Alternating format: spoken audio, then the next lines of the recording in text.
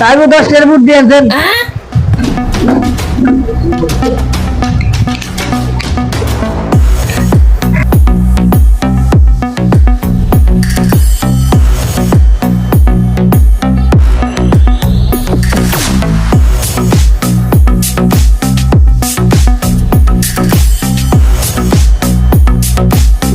Hello, তুমি জানো না আমি যে গলার বুট আটকে মরে জানতে ছিলাম, তোমার নাম লইছি না। কি করো, নাস্তা করছি নি?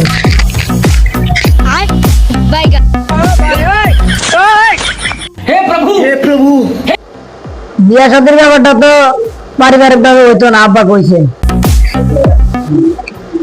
বিয়া তাহলে আমরা কোর্টেই করবো, না মানলে সমস্যা নাই। আমি রুজি করে ইনশাল্লাহ আল্লাহ দিলে খাওয়াইতে পারবো। সব খাওয়া বোয়ালম যায়। আর বিয়া না মানলে কি হয়েছে, বুয়ারে বাচ্চা মাখাই দিয়াম। কার বাচ্চা কারো বাচ্চা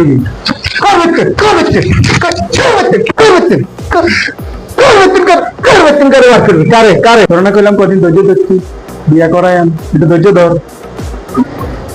আর দেখতে মনে তো সামনে শীতে বিয়া তাড়াতাড়ি করা হয়।